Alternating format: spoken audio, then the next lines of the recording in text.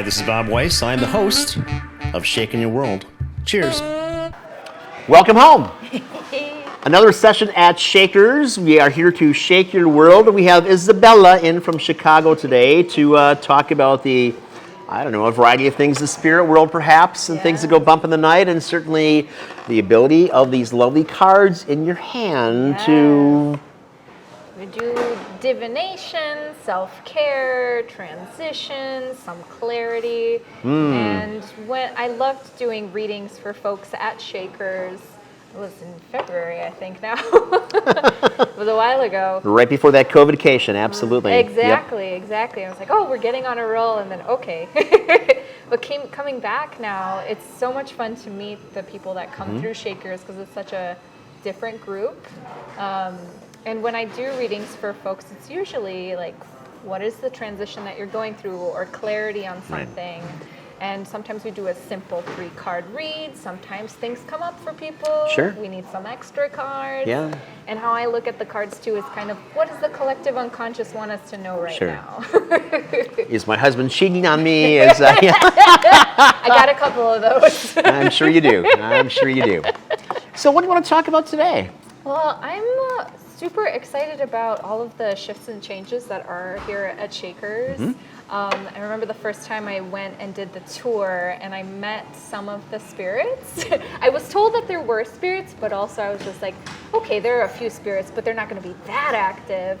I walk in across the street and I meet the little boy that's always here.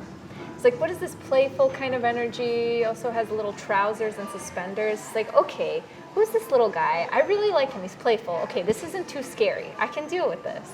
I come in the kitchen though, and I was telling Bob this before. I was like, there's a big entity that's hanging out above the kitchen. It's a little bit scary, but not too bad. He's not doing anything bad. He's just standing there. I was like, okay, that's fine. But I see you. You are here. I'm just gonna make your presence known. Am I okay to be in your space? Because I was a new reader, right? Like, some readers will fit in spaces and some won't. And I was like, am I okay? Do I have permission? Yep. And so far, so good. And I went to the washroom, and I was told that there was a little spirit there, but I didn't feel anything yet. I was still hanging out with the little boy, but I know as soon as I went into the women's bathroom, the little boy wasn't there anymore. I guess he knows, like, that's not his area. But the little girl that was in there, a little bit mischievous, kind of the energy of her. More, I could hear almost like little giggles, very playful, very innocent. Not as playful as the little boy, but almost a little shy, timid, but still mischievous. It's like, okay, you're here too. I'm like, do you approve of me? And I got an okay from her, so I was happy about that. And I came back out, and I still felt, when going upstairs to the brothel rooms and then hearing some of the history, I didn't need to hear the history first because I just got a tour of the room first. And I was like, okay, stuff went down in this place. It's like, I'm not sure exactly what it was, but it was a lot of different energies. Many, many bodies, not just one, and a lot of movement, a lot of kind of frenetic energy, a little bit of darkness, some sadness even. Melancholy was the feel more. And always having to look over my shoulder upstairs. I knew I liked being in a group up there, but not so much on my own. But then coming back down, I did feel more okay and pulling the cards for folks. And then I knew that I was in good hands with the spirits of Shakers because, and this was funny because I had one person that was a skeptic that I came in to do a reading for. And I said, well, sometimes the cards move on their own, because I started picking that up. I'm like, oh, okay, we're gonna tag team right now, guys. So I would do my typical 3-card read, right? But then when I placed the cards down, it would just slip just a little. The person on the other side was like, what? They freak out. It was the best reaction because it was stone cold skeptic. And I was like, open to whatever you feel. I'm not going to judge you if you don't believe in this. But she saw it move herself. And she's like, I don't know what you did, but I see that there's something happening here. And she got a really good reading. She got super clear on it was the next career kind of move situation. So that was fun to tag team with the spirits of Sure. Shakers during readings with people. So I don't feel like I'm the only one that has to hold space for the people that walk in, because that's a lot of energy to hold for a couple hours. Absolutely. So if you don't mind, can you walk us through, like, why is it 3 cards? What happens there? What's going on with these things? Yeah, I go with the traditional kind of 3-card spread because it's very known for most people, especially since we have a lot of Hollywood of what tarot is, and it's really spooky. So I'm like, okay, it's just a 3-card read, and I'll pull 3. I'll ask them too if they have a specific question for the reading, of course. Sometimes they don't, sometimes they just want a general read, and that's fine too. And how I read the tarot and why I choose a 3-card, it gives me a couple different energies to play with. I use it kind of like an energetic forecast or weather report Sure. of what people can use. So I picked 3 cards here, and if you know a little bit about tarot, we have the 4 elements that are there. The 4 different elements have different meanings. We don't have to go through a whole tarot lesson right now, but I always ask as well, like, what is the intuitive nudge of the other person? Do they have any emotion or feelings or thoughts towards it? If they don't have any, I just go with what intuitively comes up for me, along with the history of tarot and the meanings. And then the same thing with this, I'll check in with them, so giving them their autonomy during the reading, because I'm not the one that's the future teller of their whole life. Right. I'm going to give them the energy and their autonomy. They can do what they want with that information. That's super important for me. It might be the therapy background. And then the final part too is kind of like, what is the gift? What is the goal? What is something to look forward to? Almost like a past, present, future. Sure. That's a good way to look at it. And usually with the gift, the final thing, either people break down and cry, or in a good way of like, wait a second, what did you, like, there's a little bit of an opening there, like, thank you for seeing me. And I think that that's very important during a read, even if we are in a bar at Shakers in Milwaukee. Even if it's just 15 minutes, it's a moment of just holding that space for that person. Sure. Opening up the spirits and what they have to say, what's the collective have to say, and then what's your reaction to that? What are you going to take? So is it clarity that you're looking for people? Okay. Yeah. Especially giving clarity, I think, helps them with their next step. Okay. What are they going to do? Who are they going to be? That kind of thing. But also, if there is something in the future that, well, I don't know, what is it going to be? What do you think? And we're like, okay, what's energetically happening? And what do you consciously get to choose on, right, from these couple different options? Sure. Well, my view on the spirit world, we've talked about this before, is that essence precedes existence, and therefore, in my mind, essence succeeds existence. But it's all predicated on energy. So clearly, when we're finished with the shells, the energy continues on. Yeah. And if you want to call a ghost a spirit or energy, that's all cool with me. But what type of energy are you drawing? Is it elemental energy? Is it just purely something beyond? I mean, tell us. For me, it kind of comes in layers. Okay. So I go elementally. So I use my right brain first. And then I open myself up, because I don't want to dive in real quick and I lose myself. Sure. Or a spirit just comes through and it's like, I am now you. You're like, so hold can on. that happen? That can happen. Okay. That can happen. But I've gotten really good over the years to put some energetic boundaries through. But with Shakers especially, because I've done readings in quite a few places, this is a place where I feel really okay with kind of coexisting within at the same time. But then even with tarot, it's the whole book of collective unconscious. Used through symbols, and that's how I even teach it and talk about it. Sure. So for me, it is both a collective energy and then also my own personal. Being a Sagittarius with a Leo moon and a Cancer rising, I got fire and water in me. So I'll give you fire. I will let you know clearly this is what you have to do. But also my Cancer is like, let me take care of you for a second. Okay. Yeah. All right. So with the cards that you've drawn right there, I mean, you're not doing a reading per se, you're just drawing 3 cards to show as an example of something, but what would they indicate? For sure. So I have here 3 cards. I have 2 of Pentacles, I have 10 of Wands, and I have a Temperance card. So these are 2 minor cards and 1 major card. Minors are kind of little sub-journeys or kind of subplots that are happening within our life. That's one way of looking at it. And then we have a major arcana card being, this is a major thing to look forward to, or a bigger energy that might be present right now. So these 3 cards right now, because I know the ghosts, we all had a conversation before before I started pulling cards. I was like, I missed you guys, how are you? And they're saying a lot about partnerships, and pentacles are all about earth. Earth is career, finances, sustainability. Very fitting for what's happening right now. And like, what are the partnerships that we want to do? And I'm like, okay, I want to partner with you guys. Are you okay with this? And I got an okay. 10 of Wands. They're actually from this, and I think it's funny that you brought it up, because 10 of Wands, Wands are fire, it's doing, it's action, but you'll see the characters also kind of pushing all of this heavy weight away from them. And they're saying, like, you gotta let us kind of take the lead tonight. So like, stop pushing your own stuff. Like, it's helpful, but also like, we've missed coming through, you know. So that makes sense with this. And what's the gift in this whole situation? We have temperance. So I think this goes back to what I was saying, like, we want to work with you. We want to work through you, and we have our own stories and important collective unconscious things that are happening, and we want to work through you together. So we have the temperance card there. I mean, like, if a tarot reader is reading for you at Shakers, you're playing with both our energies here and that reader's energy. Very nice. Now, you mentioned the word major arcana. What does that mean? Yes.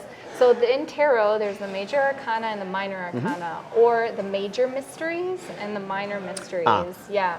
And so in traditional Rider-Waite-Smith tarot, we have the Fool's Journey. And the Fool's Journey is mind, body, and spirit, kind of evolving, enlightenment in those different categories.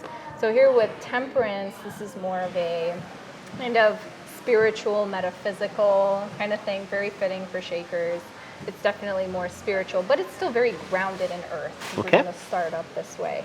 And major arcana is going to be bigger life lessons, bigger life chapters and themes.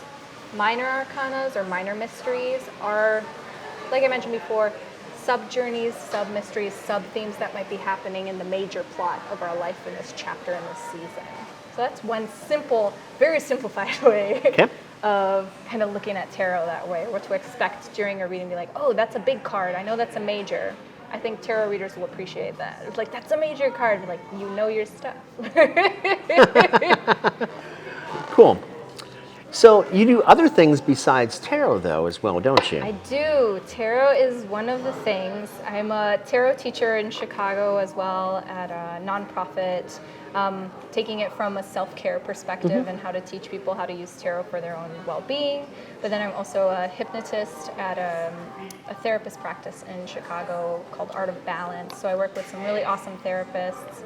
We do group therapy as well. And with COVID happening, we have like COVID transitions support groups now, and like, well, how do we go back out in society with all these new changes and things and finding new jobs? Sure. So it's a whole thing. And then I'm also an artist. I've exhibited things in Chicago and Prague. I have another show coming up in Chicago next month, I believe. And that's a lot of fun. So I find a really nice intersection between mental well-being, spirituality, and art through the tarot. And the tarot is a very nice 15-minute way that I can connect with somebody and combine all those 3 elements. And it's kind of like, not a fast food version, but it's like, let's just dive in real quick. Sure. Dive in real deep. So from the hypnotism standpoint, Yeah. are there people that you can't hypnotize, or is everyone really vulnerable to that? Everyone is hypnotizable, some more than others. Okay. So when I do a live show, for example, I do a test with the audience. They don't know that I'm testing them, but that's where I know who I want to invite up to the stage that's more entertaining or not. So it's not just the simple minds, you're able to touch everybody. Okay. Yes, yes. And the thing with that is, too, is openness. And I think we talked about people being skeptical. And if you allow, and I think this is going back to my 10 of Wands situation, when you're letting your kind of narrative take over, take hold, like, this is the way things are, and you're going to be stubborn about it, that's what you will receive. Sure. You've hypnotized yourself in a way, that way. Okay. But when you're open and receptive, and sometimes in a clinical sense, it's a little bit different because you have to build that rapport and it's therapy, so it's a little bit different. Right. But with hypnotism and the stage and entertaining, it's more like, how well are you going to take this command? Okay. And how are you going to get deep into this? Where Okay. I've had to worry about getting entertainers insurance because people fall asleep on stage and they like fall down on the chair. Like, I got to tap them awake before. Yeah, we've actually had that here in the past. We used to do some, you had a forensic hypnotist that worked here. Yes. So, in fact, we had a show downstairs for New Year's Eve one year. Oh, fun. And we had like a dozen people that were participating in this, and we did a reenactment of the Capones. And we had somebody who was actually an assistant district attorney who was dressed all in black and who came out of the shadows with a gun. Oh, geez. And he's firing off blanks downstairs, and one of the people falls over. I mean, he just like falls over. Fully into it. And he's fully into it. And it was a real challenge to get him out of that state and to get him back up. And the entire time he's like, yeah, I deserve this. I deserve this in my life. I'm like, holy crap. I said, now, we will never do this again because we've now gone into a different realm that we just don't, we don't want any part of this. Yeah, he opened up something that, Yeah. and it's super important that I put, and I kind of disclaim at the beginning of all of my shows is always ask for the consent of your consciousness. So that way the people that may have experienced trauma or a trigger, like that literal trigger, like the one before, they don't open themselves up to that. Because we want to have an entertaining show and not a traumatizing kind of show. Be like, oh no, we've opened up a box that shouldn't have been opened. You know? So when I'm in front of an audience where they cheer when I say consenting to your consciousness, I know I'm in front of a good crowd. Well, you're not hypnotizing me right now, are you? No, I'm You're not lying, are you? No, I'm not. No, okay. I will only ask for consent. Of course, of course. Sure. All right, so where are we going with these things now? Because this is just you drew 3 cards, but they are not symbolic of anything necessarily here, or anything else. Yeah. Did you want to do something, if we can, stay away from the COVID-cation kind of thing? Of course. And do a general read of maybe the ghosts of Shakers and Why how not? they're doing. But tell me first, if you don't mind, because I spent a chunk of time in New Orleans, at least up until this last thing. So, and they draw more than 3 cards at a time. Oh yes. So, what's the differentiation that takes place there with that? And depends how long you have for a read too. Okay. Where some people will do, like I love the little Celtic cross spread, and I had a reading in New Orleans for an hour, just dissecting all of that. And for most folks, unless they want to have like a private little area with a curtain behind, because things, as you know, things will come up for people. Right. And be like, you're in a bar, it's still kind of relaxed. So I kind of keep it at that level. But I know some people that they'll come to me for a reading and like, I'm ready to go there. I'm like, okay, we're cool? Okay, consent again. So we'll pull a couple cards for them. Sure. And I think I mentioned it earlier, but I'll start with the 3 cards. And if there's more clarity needed or more next steps, or give me more of the narrative that we want to create moving forward or in the future, I'm going to pull more and more cards as like a conversation with the cards in that way. And I find using it in a conversational style, it's definitely more of a contemporary kind of look at the cards. I find it's more entertaining. Okay. And also plays more with the spirits. I've also said you don't have people take the cards, shuffle the cards, pick the cards, or something like that. I've seen that happen before as well. Yes. So you don't need the laying on. You're able to. Yep. Okay. Yep. Lots of practice over the years of boundaries of people's energy, and then opening up that energy enough for me to tune into what they need. Sure. Because also, too, with everything happening, I was like, okay, I got to clean new deck, make sure that anything, doesn't happen. But you must have experienced some very harrowing things, though, that some people, kind of like this guy, just kind of open up in other ways, or there's something that's calling out that you almost rather not be part of. Exactly. Yeah. And I'll know the limits, or can feel that with people. Of that might be something that we don't want to discuss. Right. And that's a line for me as a tarot reader versus a clinical, as a clinical therapist to then refer out, which I have cards in moments like those where I'm like, I have resources for you to go deeper. Be like, this is my line as a reader. And here's referrals to something else that might be deeper. We can still continue to do this on a certain level. But we got clinical stuff happening. What happened to you when you're 5 years old or something, we don't need to go there. Yeah. And then we can touch upon it, but I'll know, or I can read doing trauma-informed training. when to kind of, oh, that's a line, let's redirect the conversation Sure. to something that's still supportive for that person and still will give them so much gold from that reading that they don't have to feel. So then you just go back to the cheating boyfriend. You're like, this is what's up. And that's why your original intent was, because we can go down the Freudian rabbit hole, but let's go back to what the cards and the ghosts are saying. And I think if anything, the ghosts are really helpful with that too. If anytime I'm feeling a little like, hold up, we got this, pull another card, or a card will wiggle. So I'm like, okay, I hear you guys. Let's pull another one. Okay. So when you drew the first card, it was face down. Now you have a face up. So tell me what that's all about. I was chuckling when I pulled this because, we have the Empress here, and the Empress is the third card in the major arcana, so major themes again. Okay. Empress is fertility, creativity. She's lounging on her chair. We're like, can we just lounge, right? Can we just sit for a second and enjoy and be creative? And it's funny that I mentioned Knight of Cups right after, because the Knight, minor arcana, so a smaller story. But cups are all about emotions. Cups are all about the esoteric, the spiritual, the metaphysical. And the Knight, I always think of energetically as the manager and the enforcer protecting the element of the cups. So it's like, yes, we relax in Shakers and come in for a reading. And also, we're not going to trigger any big Well, there's also like a page of cups, though, isn't there? So he's got. I'm going to guess he's going to be below that one, yes. And I love the page because he's like the student, or he's the new one in the kingdom. So he's looking up, bushy-tailed, bright-eyed. Like, I need to learn all of the elements. So if we have, for example, Page of Cups, Page is like, okay, I have to master the element of water. How do I take care of emotions? What does that look like? Wait, I can have feelings in my body? What is that?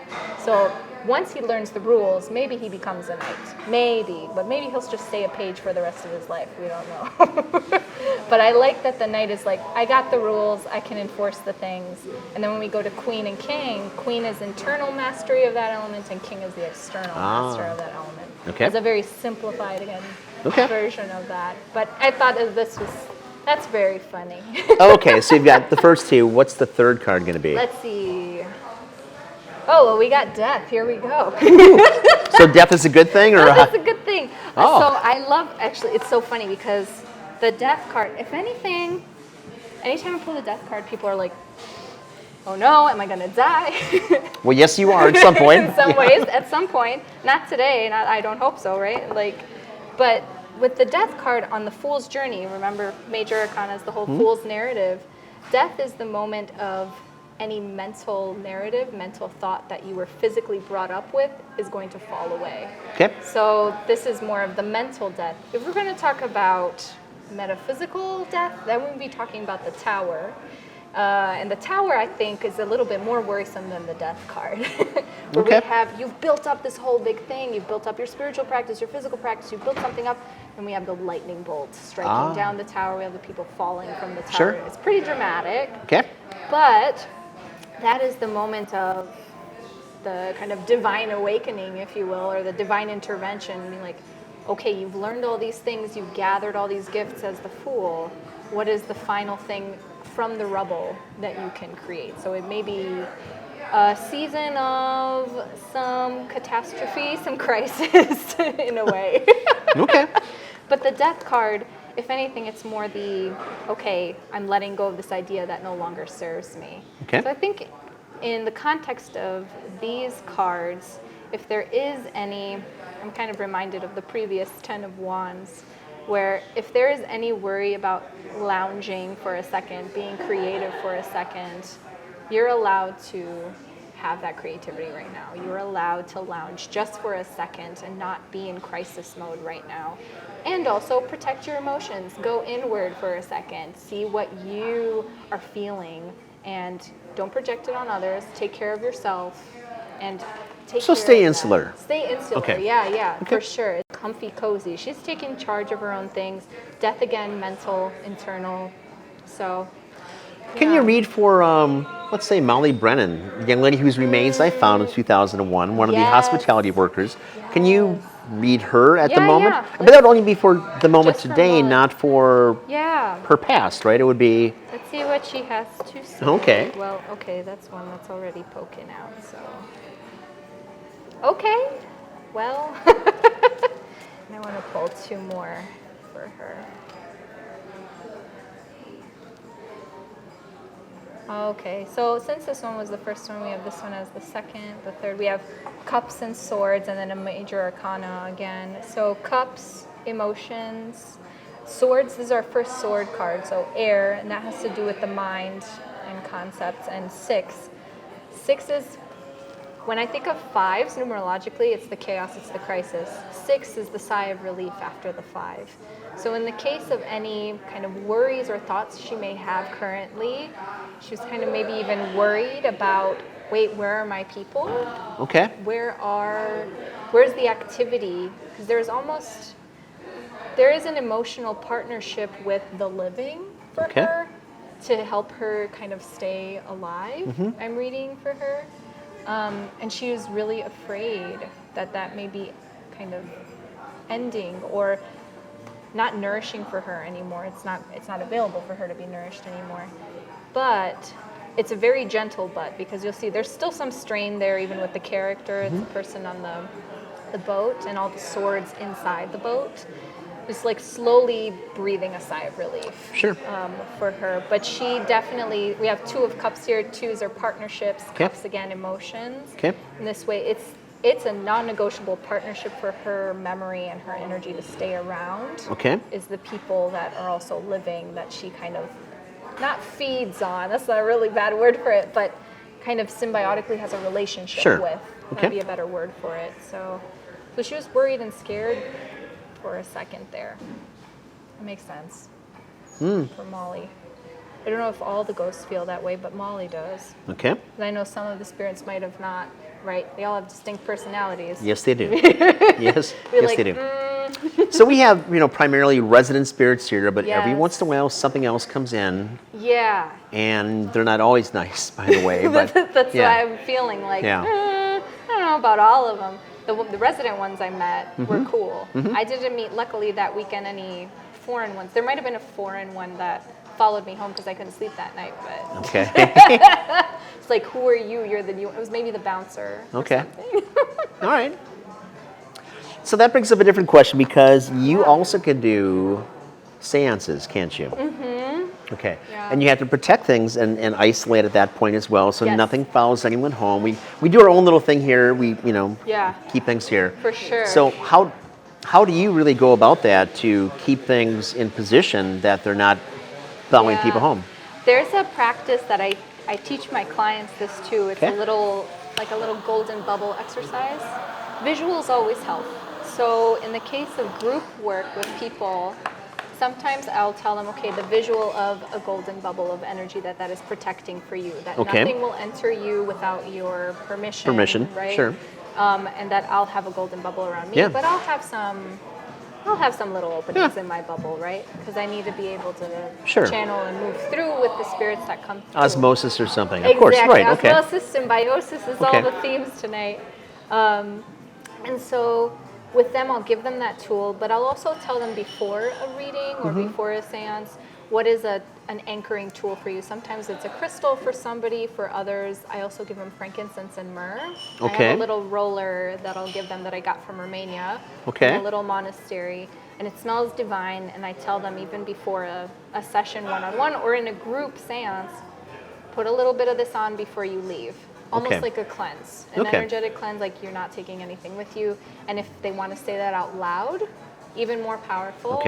If they want to just say it internally, like a little prayer for themselves, totally fine. But I'll give them a couple different options, but I'll do a golden bubble around the whole room secretly. Not so secret anymore, but to protect everyone in there to not have any too permeating experiences. So the people that come to you for a reading, not for the therapeutic portion, but for a reading, are they mostly looking for their personal interactions, relationships? Or are they looking more for what's my future for jobs, careers, or professions? A lot of the second one. So a lot of the people that I see are creative types, multi-potentialite types, multi-passionates. A lot of other highly sensitive people, and they're just coming into it like, I feel crazy and I'm hearing and seeing things. Well, is that more after the pandemic situation, or is that? This is actually before. But, but you know what? There have been now that people have had to kind of stay in solitude more. Where they're like, oh wait, this is a part of me that I've kind of put to the side and I have to sit with now. Right. I mean, like, how can I actually see the gift in this versus that this is a curse, that this is too much or sensory overload for me. Or it can be scary for some people too. Like, there's an entity in my hallway. What do I do with it? Well.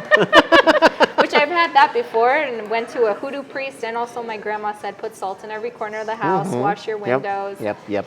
And I said, okay, the entity is gone now, but it was really annoying. Yep. It was just annoying. Didn't do anything creepy, but still. That was the energy. No, I get that. You know.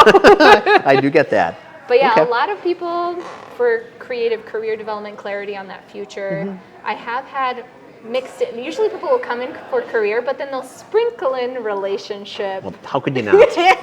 You're like, but what's going on with this? Because I've been dating for a while and nothing's popping up right now. And usually what's funny is, because that's their own intuition showing, Right. they find their love in their career. Or when they finally say yes to something that they wanted to do. Right. And they happen to bump into the right person on that path of saying yes. Sure. So I'm like, that's your intuition talking. We're just co-creating right now. Sure, find your passion, of course. Right. Yeah. So it's always been fun supporting people. And it's a lot of affirmation as well. Because the cards do that. You're like, oh, yeah, okay. I just needed the collective to tell me what I already know, but I needed some certainty around. Sure. Yeah. It's good stuff.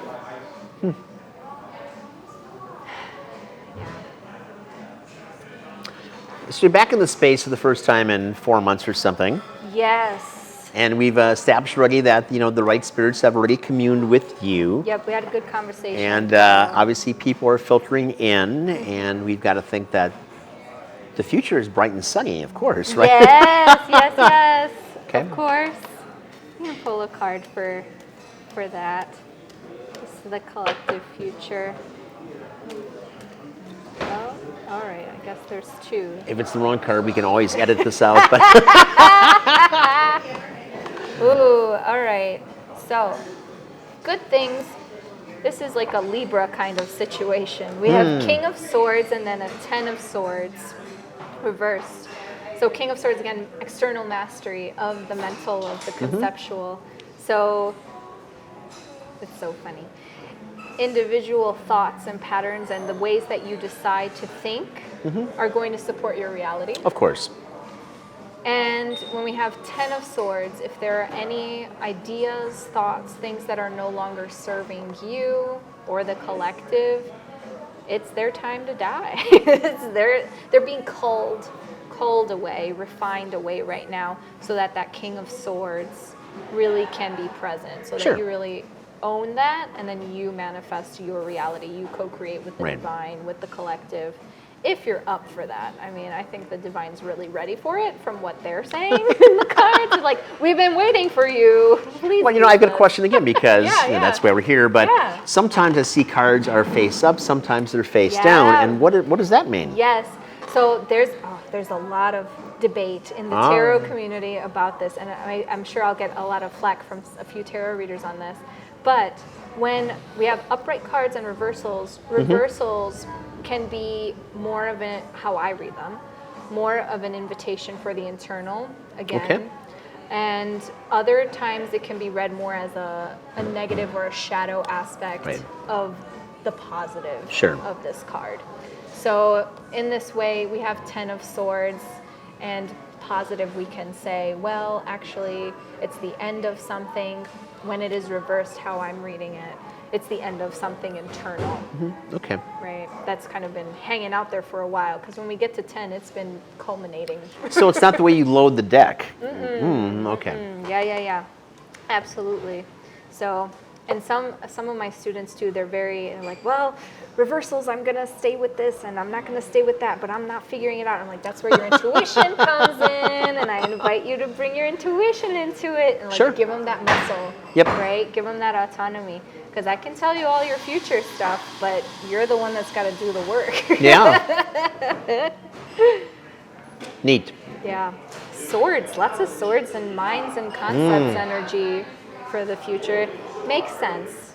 Totally makes sense for right now. What are the ideas that are we going to move forward with in the collective and individually? Because we're seeing lots of collective ideas. And then lots of like just standing in their throne in King of Swords of this is my idea and what I want to create. Kings are also parts of kingdoms. So shall tarot work on other planets as well? Is this a universal as part of the collective or just here on Terra? Well, definitely within our solar system. Okay. As there are other things externally that they have their own energetic frequencies. There's even, right, like there could be an alien standing right next to me or an entity standing right next to me that because of my senses, I'm unable to pick up on. Some people might, there's always that. But for the majority of people, they're like, well, yeah, there's nothing here. And like, no, you're slapping an alien or something, So I definitely feel these are more our own solar system. Closer to Terra, for sure. And if anything, closer to the country as well and Western society right now. Okay. Yeah. Very interesting. It's always, the cards are always obvious though. It was like, oh yeah, duh, of course. The longer you do this work, the longer it's like, yes, I know. Or sometimes they're sassy and I'm like, okay, fine. Yeah, okay, well, here's the really big question we've been waiting for all night. Yeah. Read me, what do you see on me? Ooh, all right, let's do it. What's happening with Bob? Y'all know what a very private person I am, so this is rather big, all that right? Scorpio energy. Right, so.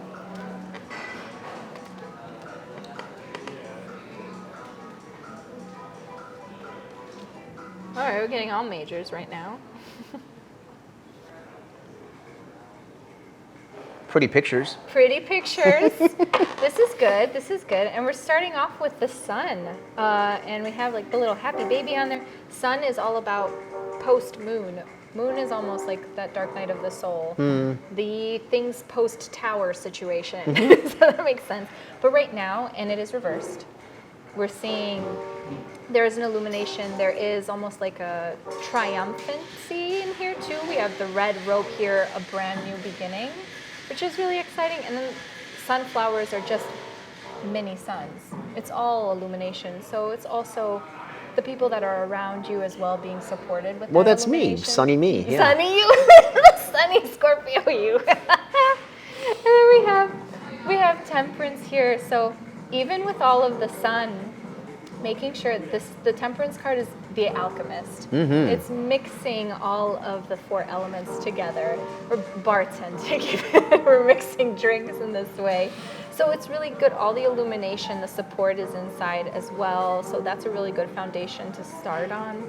Temperance, make sure that you're using all of your elements, all of the resources, the people, the thoughts, mind, body, spirit, in a way that continues this illumination. Sure. The only kind of final that we're getting cups again. I'm not surprised because water, water and emotions. The fours here, and we'll see. I love the fours in the cups because it's the hand again, just like an ace where it's that divine hand giving you that gift. And if you had community before, if you had friendship before, this divine coming through me, like I want to give you one other emotional support that's coming your way. And I think of fours as well as foundations. So what is this new emotional foundation that you're going to be bringing? So if I was an island unto myself, what then? Well, there's going to be a divine intervention. There's going to be a divine intervention in that because you're doing, if anything, doing a reading right now. And I know you do all different kinds of practices as well. And you're always communing with the ghosts because Shakers, making sure that you're staying in those practices, staying in that ethereal space. Super important for you to stay illuminated. And as you continue these practices, sustain those thoughts. If I'm going to go back to the King of Swords reading before, sustaining those thoughts, this new divine intervention for a new emotional foundation is going to start through. So if you've been a solitary island for a while, it may be a shift. The gift in this situation right now, the gift is going to be that divine intervention of a new emotional foundation. So that can be a new person, it can be a new practice. Sure. But it's definitely going to be foundational. Okay. Not going to be, if this was an 8, I'd be like, okay, this is a long-term legacy situation. But since we have a 4, that's like, okay, you're building some kind of new emotional neurocircuitry up in here. Woohoo! Cool. So I've seen both in New Orleans and here one time where people are having readings taking place and the reader will say, I can't read you anymore. I've got to stop. Yeah. So what is that? That is energetic overwhelm. Okay. It really is like a gym to be able to kind of shut off being so permeable. Okay. And some people are just like very, very, very sensitive. Okay. And if some people might have a very intense kind of energetic, I don't know if aura is the right word, but an energetic presence. Okay. And they might feel, it might trigger something for them, or and that might cloud their reading, and they don't want to do anything for that. Okay. And they're like, if anything, that's a respect thing. Okay. But it can be too that they've done too many readings and they're kind of garbled energetically with that. Sure. Or there's been a couple occasions where if there's some kind of spirits that are hanging out on that person, that reader is like, I see that, I'm not going to engage with it. It's like their own energetic spiritual boundary. I've seen a couple of those too. One of my favorite exorcists that she's like, she has a great book out called The Sister of Darkness. Okay. And she talks a lot about seeing these different spirits, recognizing different entities, and she gives people tools for how to deal with that. Sure. For folks that maybe they're just starting out as a reader, or they've been reading for a while, and they come across that for the first time, they're like, nope, we're not touching that. Okay. So that could be a couple different reasons. So, how did you get started with this, by the way? What was the mechanism that got you into this? You know, I was a digital nomad for many years. I would just book tickets and fly in different places, and I wouldn't know when I would be coming back. My friends would be like, so when are you coming back? Like, I don't know, I'm in Berlin for a while, I'm in Paris for a bit. Because that was my goal. I was like, I wanted to travel. My Sagittarius was like, let's go explore the world, get a passport and all that. And I would forget sometimes what city I was in from all the traveling, and developing a regular morning practice for me was very helpful. Okay. So it's funny, I started off first with oracle cards. Okay. So those are loosely based on the tarot, but they're more artistic, more creative, more intuitive. So I kind of started backwards, actually. But then everyone was saying, okay, Rider-Waite-Smith, get the traditional tarot, get the traditional tarot. I was like, okay, let me just see what this whole hype is all about. Because I'm very individualist in that way. My Leo moon is like, okay, fine, let's see what the collective says. So I finally got actually this deck from New Orleans in one of the shops there. And then looking into the actual history of the tarot, seeing the different occult studies, the Theosophists, A.E. White, Pamela Coleman Smith, all of them. I was like, I love all these people. Name dropper. Okay. I know, totally. Be like, and this one, and this one. But I was like, oh, well, no one was telling me about the history of tarot. I was just hearing the Hollywood kind of version of that. When I got into the history, I was like, oh, well, let's play with the collective now.